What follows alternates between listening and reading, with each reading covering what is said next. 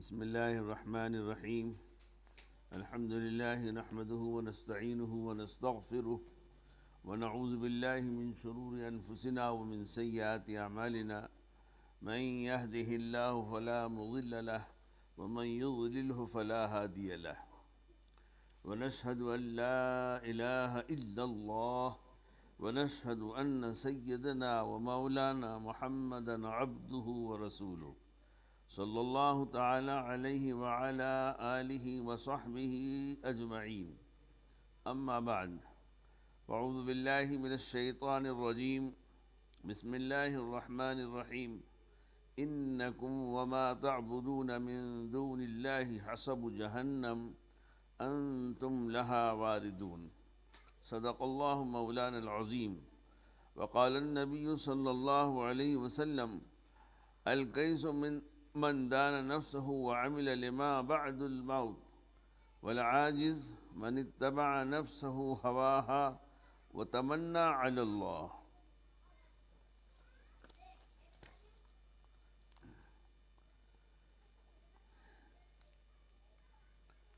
محترم میری بہنوں، اللہ تبارک و تعالی نے حضرت یونس علیہ السلام کی قوم پر عذاب نازل کرنے کا حکم دیا کہ جاؤ اس قوم کو لے جا کر الٹ دو. جب الٹنے کی تیاری ہو گئی تو پھر دوسرا حکم آیا کہ عذاب روک دیا جائے. چنانچہ یہی ایک قوم ہے جس پر عذاب آ کر واپس ہو گیا،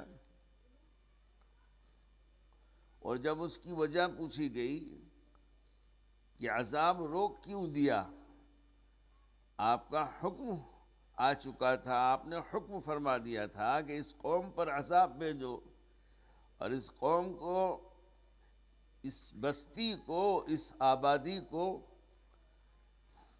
آسمان تک اٹھا کے لے جاؤ اور اس کو وہاں سے اوندا کر دو.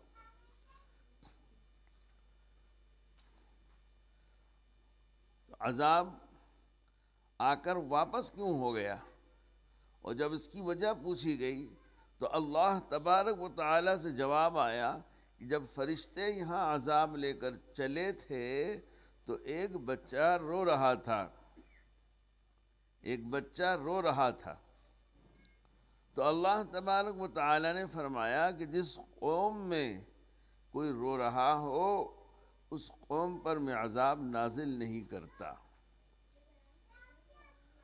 جس قوم میں کوئی رو رہا ہو اس قوم پر میں عذاب نازل نہیں کرتا. بچہ ہی صحیح، اس نے رو دیا، اس لیے عذاب روک لیا گیا. گویا ایک بچے کے رونے کی وجہ سے پوری قوم کی نجات ہو گئی. جس طرح ایک بچہ رو کر اپنی تمام ضروریات اور اپنی حاجتوں اور ضرورتوں کو ماں باپ سے پوری کرا لیتا ہے، جس طرح ایک بچہ رو کر اپنی تمام ضروریات اور حاجات کو، ضرورتوں کو ماں باپ سے پوری کرا لیتا ہے، اسی طرح اگر ہم بھی پوری زندگی اللہ کے سامنے روتے رہیں اور مانگتے رہیں تو اللہ تبارک و تعالی ہماری ضرورتوں کو ضرور پوری کریں گے. میری بہنوں، کتنی مرتبہ آپ کو بھی تجربہ ہوا ہوگا، گھر میں بچے ہوتے ہیں، کسی چیز کے بارے میں سوال کرتے ہیں، مانگتے ہیں ہمیں یہ چاہیے، لیکن آپ نہیں دیتی ہیں، منع کر دیتی ہیں نہیں دوں گی. تو بچہ دوسری بار کہتا ہے، بار بار بچہ کہتا ہے، پھر یہاں تک کہ رونے لگتا ہے. جب وہ رونا شروع کر دیتا ہے، رو جائے، تو پھر آپ کا بھی دل پسیج جاتا ہے، آپ کا دل بھی نرم ہو جاتا ہے، اور آپ نہ چاہتے ہوئے بھی اس کو دینے کے لیے مجبور ہو جاتی ہیں. تو میری بہنوں، اللہ تبارک و تعالی تو مجھ سے، آپ سے، ہر بندے سے 70 ماؤں سے زیادہ محبت کرنے والا ہے. جب کوئی بندہ کوئی بندی اپنے اللہ کے سامنے، اپنے رب کے سامنے مانگے، جی روئے، تو پھر اللہ بھی اس پر رحم فرما دیتے ہیں، جی اس پہ ترس کھا لیتے ہیں، اور جو وہ مانگ رہا ہے، جو وہ مانگ رہی ہے، اللہ عز و جل اپنے خزانے سے اس کو عطا کر دیتے ہیں۔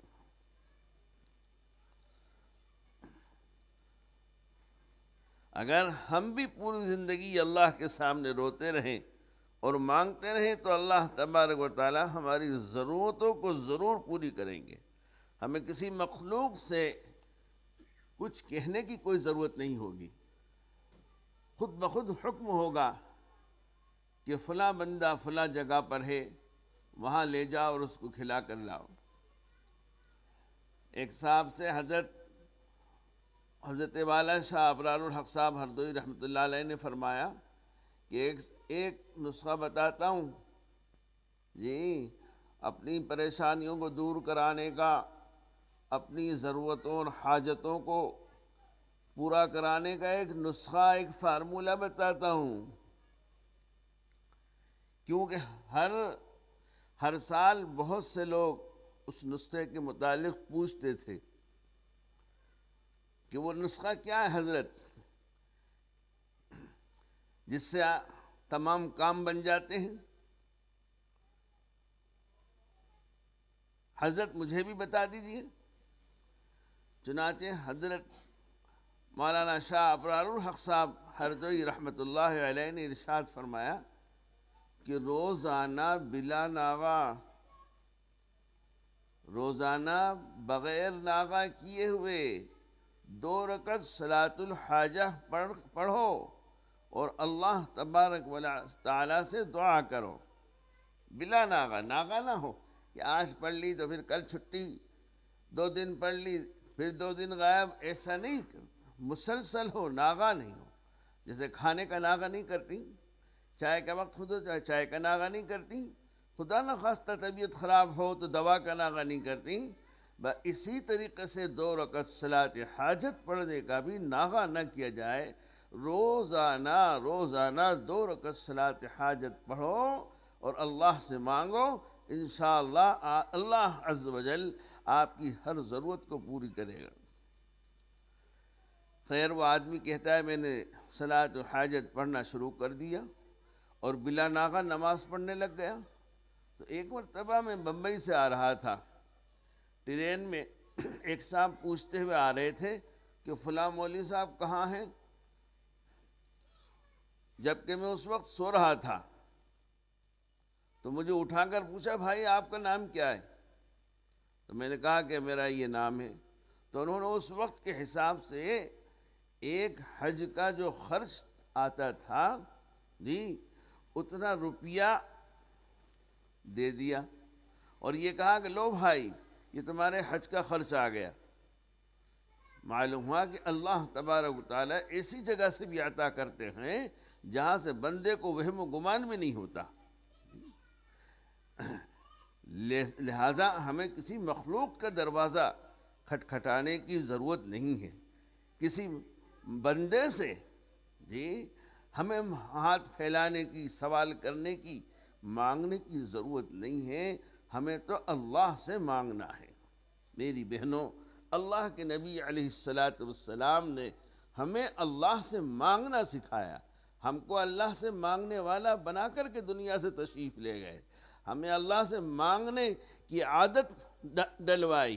لیکن میری بہنوں، جب تک امت کی مائیں، امت کی بہنیں اور امت کے مرد جب تک اللہ سے لینے والے تھے، اللہ سے مانگتے تھے، اللہ سے لیتے تھے، مخلوق سے سوال نہیں کرتے تھے، مخلوق سے نہیں مانگتے تھے، مخلوق کے سامنے ہاتھ نہیں پھیلاتے تھے، اللہ رب العالمین ان کی ساری ضرورتوں کو پوری کرتا تھا، سب کچھ اللہ ان کو عطا کرتا تھا۔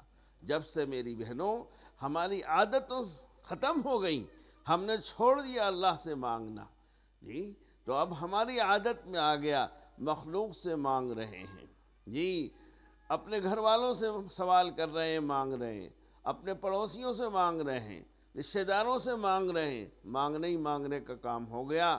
اور میری بہنوں، اللہ وہ ذات عالی ہے کہ اللہ سے جتنا مانگو جتنا مانگو جتنا مانگو، اللہ اپنے بندوں سے اتنا ہی خوش ہوتا ہے، اتنا ہی بندیوں سے خوش ہوتا ہے۔ جتنا مانگو اتنا راضی، جتنا مانگو اتنا راضی، جتنا مانگو اتنا خوش ہوتا ہے، وہ راضی ہوتا ہے۔ اور میری بہنوں، مخلوق کا تو حال یہ ہے کہ مخلوق سے نہ مانگو تو یہ خوش ہوں گے اور راضی رہیں گے تم سے، اور اگر تم نے مخلوق سے مانگنا اور سوال کرنا شروع کر دیا تو ایک بار دے دیں گے، 2 بار دے دیں گے، 10 بار دے دیں گے، تھک جائیں گے، اور پھر آپ کو دیکھ کر کے گھبرائیں گے اور بلکہ چھپ جائیں گے۔ آپ جائیں گے بھی تو باہر خبر بھیج دیں گے کہ نہیں ہے، اس لیے کہ مخلوق دینے سے کتراتی ہے، مخلوق دینے سے بچتی ہے، مخلوق سے نہ مانگو تو خوش ہوتی ہے، مانگو تو مخلوق ناراض ہوتی ہے۔ لیکن میری بہنوں، اللہ کا معاملہ یہ ہے، اللہ سے نہ مانگو تو ناراض ہوتا ہے۔ جو اللہ سے نہ مانگے اللہ اس سے ناراض ہوتا ہے، اور جو جتنا اللہ سے مانگے گا، جتنا اللہ سے مانگے گا، اللہ اس سے خوش ہوں گے، راضی ہوں گے اور اس کو عطا کریں گے۔ اس لیے میری بہنوں، ہمیں یہ عادت بنانی چاہیے کہ ہم آہستہ تھا، میں یہ نہیں کہتا کہ آج ہی سے آپ اس کو شروع کر دیجئے، لیکن آپ عادت ایسی بنائیے، اپنی عادت ایسی بنائیے کہ ہر کام جو بھی آپ کو پیش آئے، جو بھی ضرورت ہو، جو بھی حاجت ہو، 2 رکعت صلاۃ حاجت پڑھ کر کے اپنے اللہ سے کہنا شروع کریے، اپنے اللہ سے کہنا سیکھیے، اللہ سے مانگنا سیکھیے، اللہ سے مانگیے، اللہ سے کہیے۔ دیکھیے دھیرے دھیرے دھیرے دھیرے آپ کے کاموں کا بننا شروع ہو جائے گا۔ پھر آپ کو کسی سے بھی گھر کے اندر سوال کرنے کی، رشتہ داروں سے، پڑوسیوں سے، کسی سے سوال کرنے کی ضرورت نہیں پڑے گی۔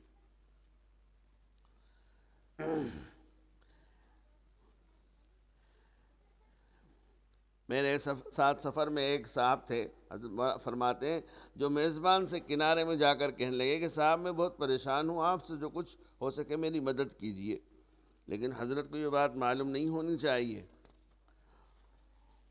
تو اب میزبان نے آ کر مجھ سے پوچھنا شروع کر دیا کہ حضرت آپ کے ساتھ جو مولوی صاحب آتے ہیں وہ بہت پریشان ہیں، کچھ مدد کروں؟ تو میں نے کہا کہ اولاً آپ کو پوچھنے کی ضرورت ہی کیا تھی، دوسری بات یہ کہ اگر تم کو دینے کا جی چاہ رہا تھا تو دے دیتے۔ تو اس نے ایک بات کہی کہ حضرت میں بہت سوچتا رہا کہ دوں یا نہ دوں، حالانکہ وہ دینے والا آدمی تھا، مدد کرتا تھا۔ وہ کہنے لگا کہ آپ ہی بتائیں میں کیا کروں۔ بات سمجھ میں آ گئی کہ وہ مخلوق سے کہہ رہا ہے، اگر اللہ سے کہتا تو اس کے ہاتھ کنجی لگ جاتی، خزانے کی چابی اس کے ہاتھ میں دے دی جاتی، اور عزت سے لیتا اور عزت سے دیتا۔ لہذا اللہ سے نہ کہنے کی جو عادت ہے وہ آج پریشان کر رہی ہے۔ وہ عادت مخلوق کے سامنے دست سوال دراز کرواتی ہے۔ جب اللہ سے مانگنے کی عادت نہیں ہوگی تو پھر مخلوق کے سامنے ہاتھ پھیلائے گی۔ بھائی دو چیزیں ہیں، یا تو مخلوق سے مانگے گا یا خالق سے مانگے گا۔ اگر خالق سے مانگنے کی عادت ہو گئی تو پھر مخلوق سے نہیں مانگے گا، مخلوق سے نہیں مانگے گا، اور مخلوق سے نہیں مانگے گا تو مخلوق کی نگاہ میں اس کی عزت ہوگی، اور خالق سے مانگے گا تو اللہ کے ہاں اس کی عزت ہوگی، اور اس کی تمام ضرورتوں کو اور اس کے تمام کاموں کو اللہ بنا دے گا۔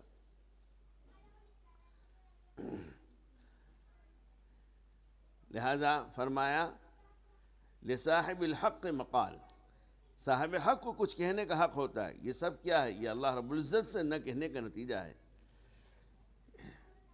کسی شاعر نے کیا ہی خوب کہا ہے، در کریم سے بندے کو کیا نہیں ملتا، در کریم سے بندے کو کیا نہیں ملتا، جو مانگنے کا طریقہ ہے اس طرح مانگو، جو مانگنے کا طریقہ ہے اس طرح مانگو۔ اللہ تبارک و تعالیٰ اعلان فرما رہے ہیں کہ میں داتا ہوں، اور ہم لوگ بینک چھوڑ کر دوسرے کا دروازہ کھٹکھٹا رہے ہیں۔ بس اس کی وجہ سے آج ہم پریشان ہیں۔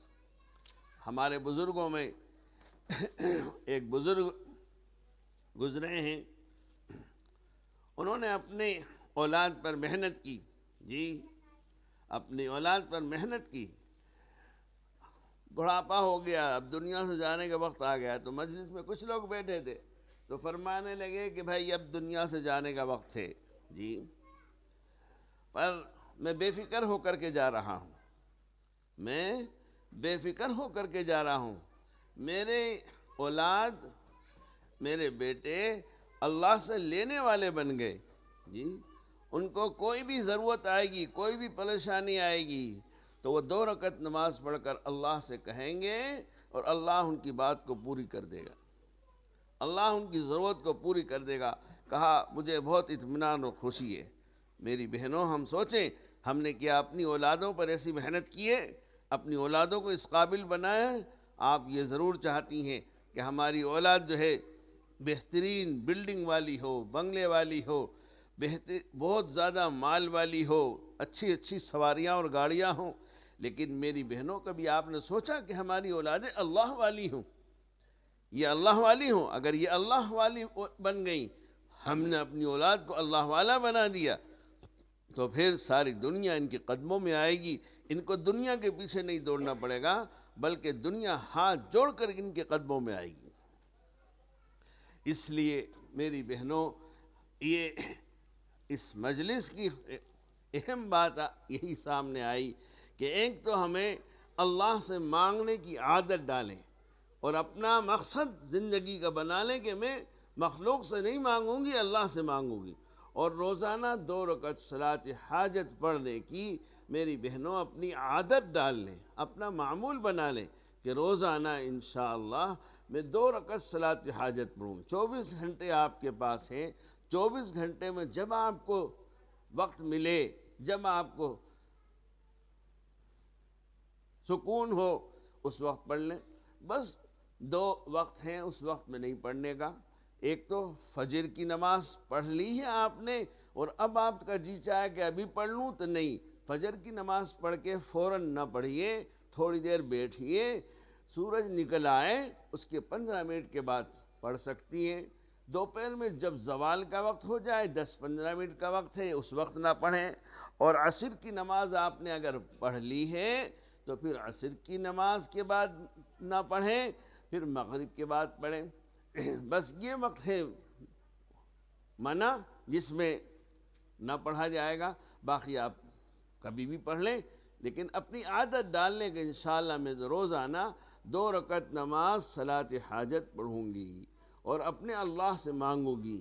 گھر میں کوئی بیمار ہے تو 2 رکعت صلاۃ حاجت پڑھ کے پہلے اللہ سے کہوں گی، اللہ سے مانگوں گی، اس کے بعد ڈاکٹر کے پاس جاؤں گی، اس کے پاس اس بچے کا علاج کے لیے کوشش کروں گی، پھر اس کو دوا کھلاؤں گی۔ پہلے 2 رکعت صلاۃ حاجت پڑھ کے اللہ سے مانگوں گی، اللہ سے کہوں گی، اور کوئی پریشانی ہے اور کوئی حاجت ضرورت ہے، پہلے 2 رکعت صلاۃ حاجت پڑھ کے اللہ سے کہو، اللہ سے مانگو، اس کے بعد پھر جس سے متعلق ہے اس سے پھر اس بعد میں کہو۔ اس کو طے کر لیں، اپنی عادت میں لے آئیں۔ اور دوسری بات اللہ کے سامنے رونے کی ہے جی۔ آج میری بہنوں، ہم مخلوق کے سامنے روتے ہیں جی، شوہر کے سامنے رو رہی ہیں، ماں باپ کے سامنے رو رہی ہیں جی، اپنے میکے والوں کے سامنے رو رہی ہیں، لیکن نہیں روتی تو اللہ کے سامنے نہیں روتی، اللہ کے سامنے نہیں۔ میری بہنوں، اللہ کے سامنے اگر رونا سیکھ لیا اور اللہ کے سامنے رونے والی بن گئیں تو پھر انشاءاللہ بندوں کے سامنے نہیں رونا پڑے گا، پھر بندوں کے سامنے رونا نہیں پڑے گا۔ آج اللہ کے سامنے نہیں روتی ہم، اس لیے ہمیں بندوں کے سامنے روتے پھرتے ہیں، اور پھر بھی کوئی ہماری سنتا نہیں ہے، اور پھر بھی کوئی ہمارے پر رحم نہیں کرتا اور ہماری حاجت کو پورا نہیں کرتا۔ اس لیے میری بہنوں، ایک یہ بھی ضروری چیز ہے کہ ہم اللہ کے سامنے رونا سیکھیں۔ اس لیے رسول اکرم صلی اللہ علیہ وسلم نے ارشاد فرمایا کہ جب تم اللہ سے مانگو تو رو، اپنے گناہوں کو یاد کر کے رو، توبہ کرو، اللہ کے سامنے رو۔ کہا اگر رونا نہ آئے تو رونے کی صورت بنا لو، رونے والوں کی نقل کرو، رونے والوں جیسا چہرہ بنا لو، اللہ اس پر بھی تم پر پیار کرے گا، رحم فرما دے گا جی۔ رسول اللہ صلی اللہ علیہ وسلم نے فرمایا اللہ کو 2 آنسو، 2 قطرے بہت محبوب ہیں، بہت قیمتی ہیں، بہت پسند ہیں۔ ایک خون کا قطرہ جو اللہ کے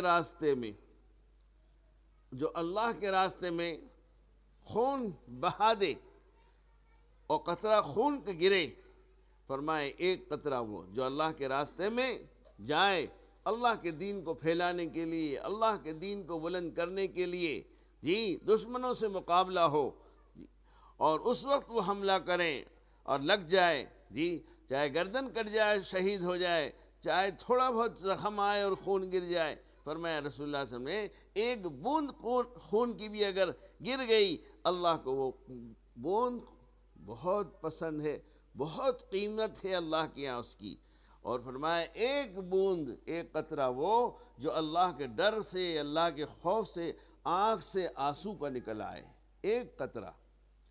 فرمایا یہ دو قطرے اللہ کو بہت پسند ہیں۔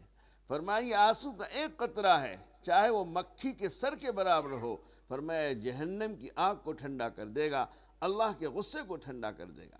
میری بہنوں، رونے کی اللہ کے یہاں بڑی قیمت ہے، اللہ کو بڑا پیار آتا ہے، بڑا رحم آتا ہے۔ آج ہم لوگوں نے اللہ کے سامنے رونا چھوڑ دیا، مخلوق کے سامنے ہم روتے پھر رہے ہیں۔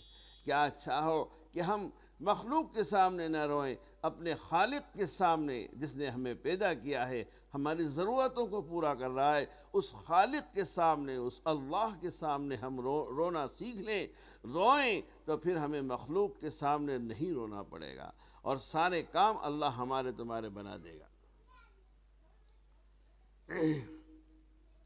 اسلام آنے سے پہلے دنیا میں انسان بہت ہی پریشان اور بہت ہی ضلالت اور گمراہی کے وادیوں میں، بے عزتی اور گمراہی کے گڈھوں میں، راستوں میں بھٹک رہا تھا۔ زناکاری، بدکاری، عیاری، فحاشی، بے حیائی ایک طرح کا آئیڈیل بن چکا تھا۔ کمزوروں پر ظلم و ستم اور بالادستی کی انتہا ہو چکی تھی۔ آپسی لڑائی، قتل و قتال، جنگ و جدال، خون ریزی کا شیوا بن چکا تھا۔ معبود حقیقی عبادت چھوڑ کر معبودان باطلہ کی پوجا ہی ان کا مذہب بن چکا تھا۔ لوگ اللہ کو بھول چکے تھے، اللہ کی عبادت اور بندگی نہیں کرتے تھے، بلکہ بتوں کی، پتھروں کی پوجا کرتے تھے۔ ان کا مذہب بن چکا تھا، یہاں تک کہ اس دنیا کے سب سے پاک خانہ کعبہ میں 360 بت رکھے ہوئے تھے۔ ایسے وقت میں اللہ تبارک و تعالیٰ نے اپنے محبوب نبی محمد الرسول اللہ صلی اللہ علیہ وسلم کو نبی رسول بنا کر بھیج کر یہ آواز لگوائی کہ تمہیں اس دنیا میں فلاح و بہبود، کامیابی اور عزت اور بھلائی اور آخرت میں کامیابی حاصل کرنے کے لیے اگر تم اللہ تبارک تعالیٰ کو ایک معبود مان کے اور اس پر ایمان لا کر زندگی گزارو گے تو دنیا میں بھی عزت اور کامیابی ملے گی اور آخرت میں بھی عزت اور کامیابی ملے گی۔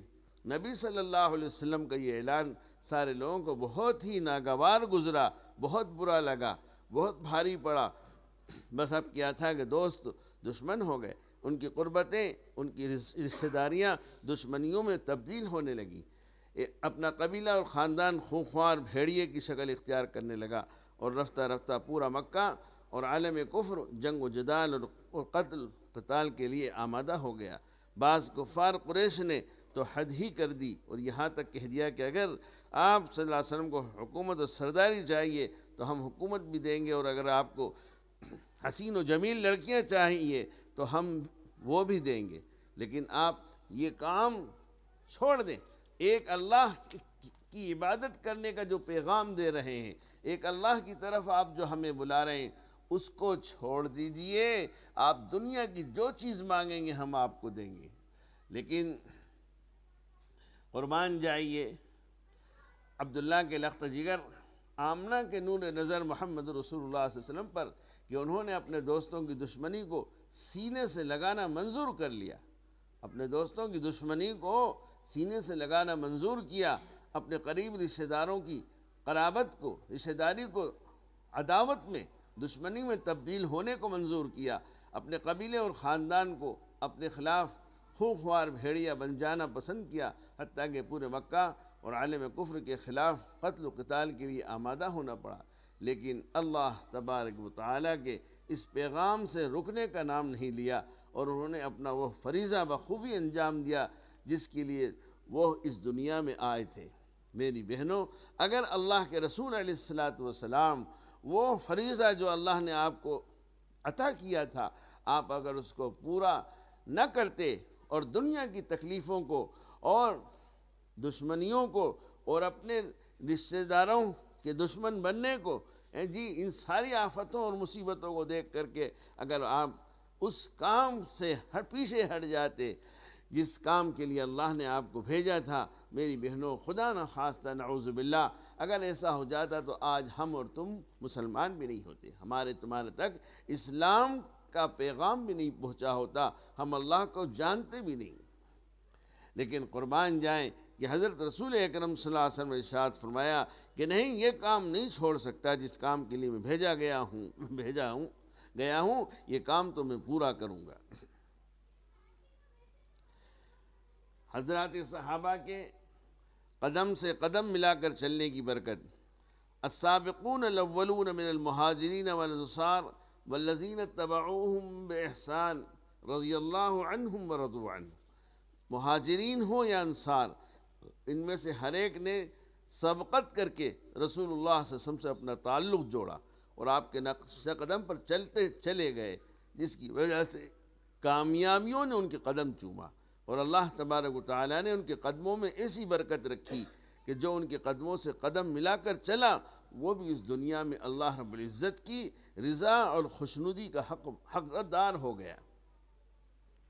ایک جملے پہ آپ نے دھیان دیا جو قرآن کہہ رہا ہے، یعنی مہاجرین ہوں یا انصار، ان میں سے ہر ایک نے سبقت کر کے، سبقت کا کیا مطلب؟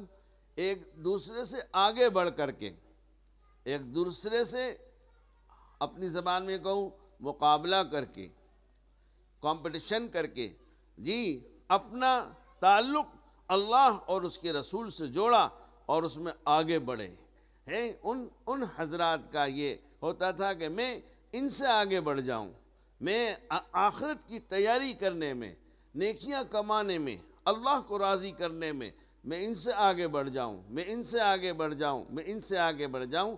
صحابہ کرام رضوان اللہ تعالی علیہم اجمعین میری بہنوں اس میں کوشش کیا کرتے تھے کہ میں آگے بڑھوں، اس میں وہ کمپٹیشن کرتے تھے اور مقابلہ کرتے تھے۔ لیکن میری بہنوں آج ہم سوچیں غور کریں کہ کیا ہم بھی اللہ کی عبادت کرنے میں، نیک اعمال کے کرنے میں، اللہ کی بندگی کرنے میں، جی اللہ کا حکم پورا کرنے میں، حضرت رسول اکرم صلی اللہ علیہ وسلم کی مبارک پاکیزہ طریقے پر عمل کرنے میں بھی کیا ہم کمپٹیشن کرتے ہیں؟ جی ہمارے گھر میں مثال کے طور پر کوئی بہن ہے، وہ 5 وقت کی فرض نمازیں ادا کرتی ہیں، جی ہمیں شوق ہوا کہ میں اب یہ گھر کی میری رہنے والی بہن سے میں آگے بڑھ جاؤں، یہ 5 ٹائم کی نماز پڑھتی ہیں، میں 6 ٹائم کی نماز پڑھوں گی، جی یہ 6 ٹائم کی پڑھتی ہیں، میں 7 ٹائم کی پڑھوں گی۔ ہوا ہے آپ کو شوق ایسا؟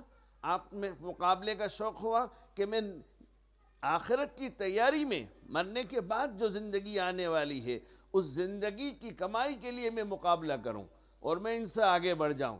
یہ 5 ٹائم کی پڑھتی ہیں، میں 6 ٹائم کی پڑھوں گی، تہجد کی نماز بھی پڑھوں گی، یہ 6 ہو گئی ہیں۔ یہ تہجد کی بھی پڑھتی ہیں تو میں چاشت کی بھی پڑھوں گی، 7 ہو گئی۔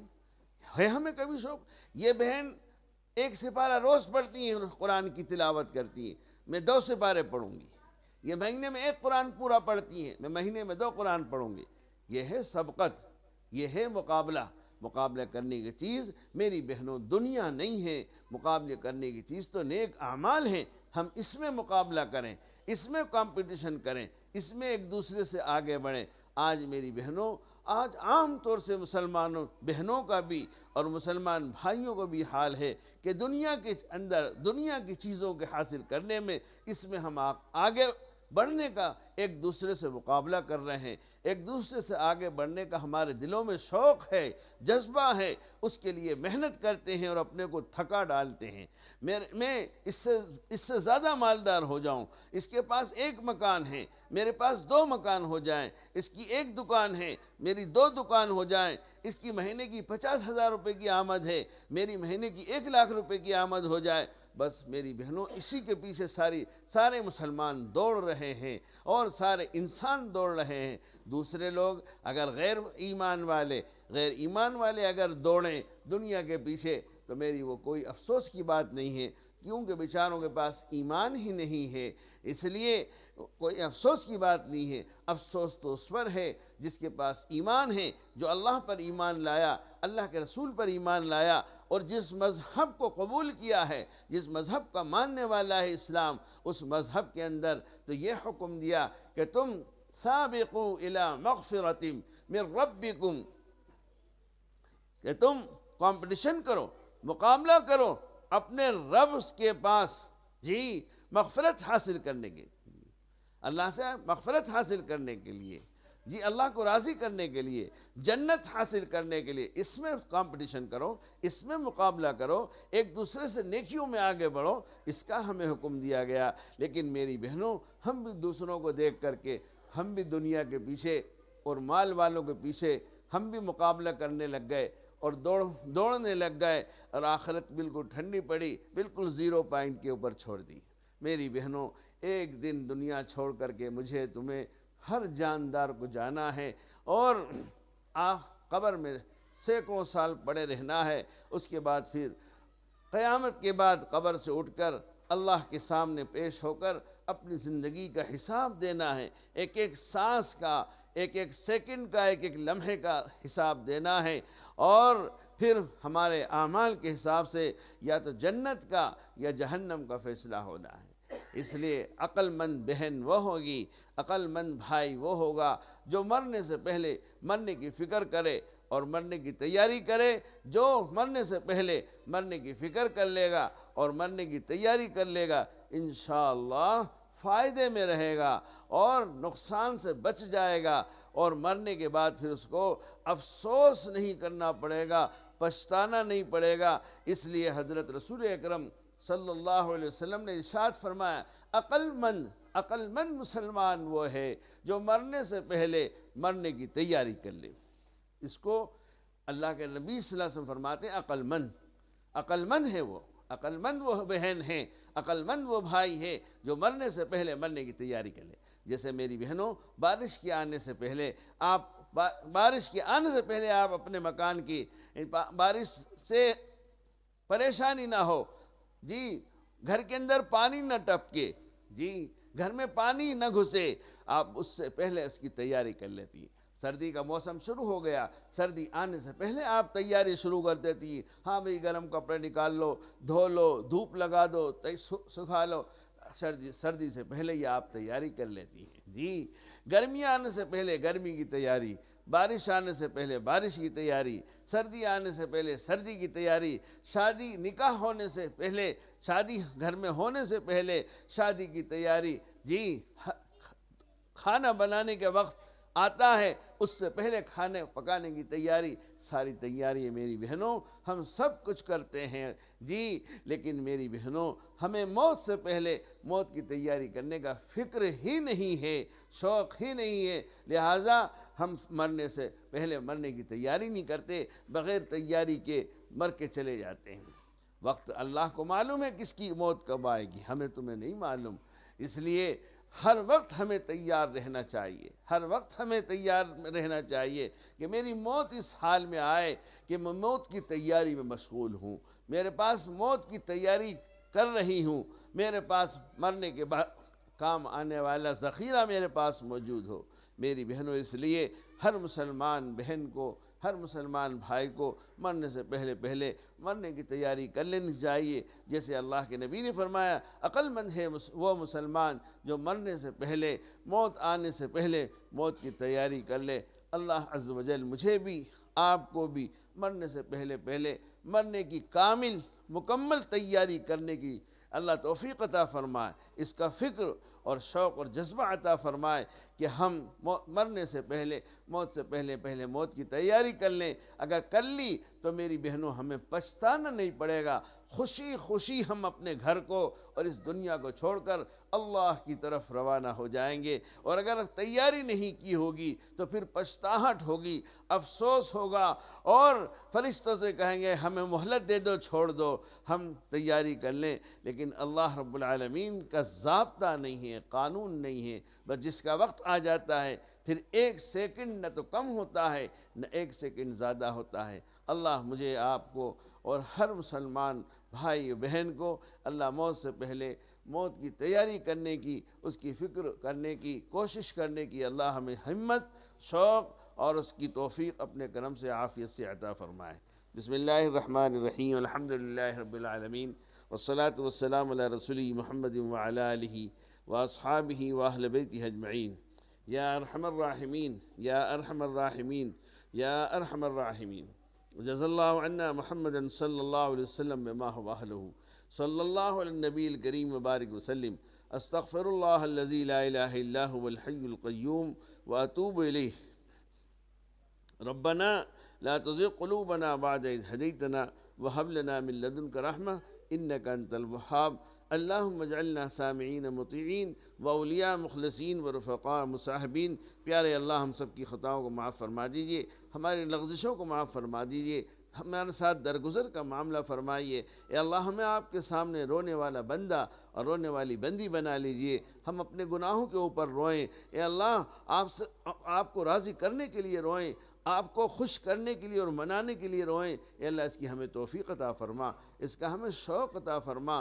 اے اللہ، تیرے سامنے مانگنے والا ہمیں بنا لے، ہماری جو بھی حاجت اور ضرورت ہو ہم تجھی سے مانگیں، مخلوق سے نہ مانگیں، مخلوق کے سامنے ہاتھ نہ پھیلائیں۔ اے اللہ، ایسی توفیق عطا فرما، ہمارے لیے ایسا فیصلہ مقدر فرما۔ اور اے اللہ، موت تو یقینی چیز ہے، وہ تو آپ نے تقدیر میں ہمارے لکھ دی ہے، موت تو آنے کی رہے گی، بلکہ دنیا کی جتنی چیزیں ہیں یہ سب کے سب ختم ہونے والی ہیں، ایک آپ ہی کی ذات ہے باقی رہنے والی۔ اے میرے پیارے اللہ، موت سے پہلے مجھے موت کی فکر اور موت کی تیاری اور اس کے لیے کوشش، محنت کرنا، ہر بھائی بہن کو اس کی کوشش میں تیاری کرنے کی اے اللہ ہمت عطا فرما، توفیق عطا فرما، شوق عطا فرما، اور جب موت کا وقت آئے تو کامل ایمان پر موت عطا فرما۔ اے اللہ، کامل ایمان پر موت عطا فرما، بری موت سے، اچانک حادثے کی موت سے حفاظت فرما۔ اے اللہ، موت سے پہلے اے اللہ مجھ سے اور ہم سے راضی ہو جائیے گا، اور موت سے پہلے میری اور ہم سب کی مغفرت فرما دیجیے گا۔ اے اللہ، ہم پر رحم فرمائیے، دنیا کی بھلائی عطا فرمائیے، آخرت کی بھلائی عطا فرمائیے۔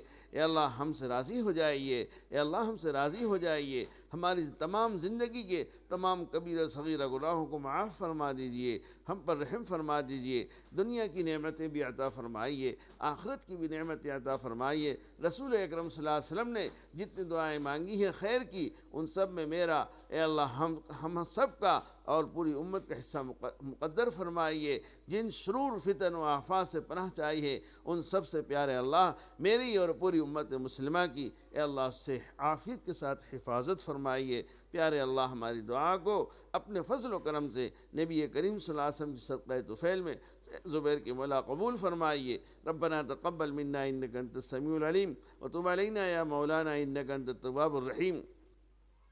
وصلی اللہ تعالی علی خیر خلقہ سیدنا مولانا محمد وعلی آلہ واصحابہ واہل بیتہ اجمعین وارحمنا معہم برحمتک یا ارحم۔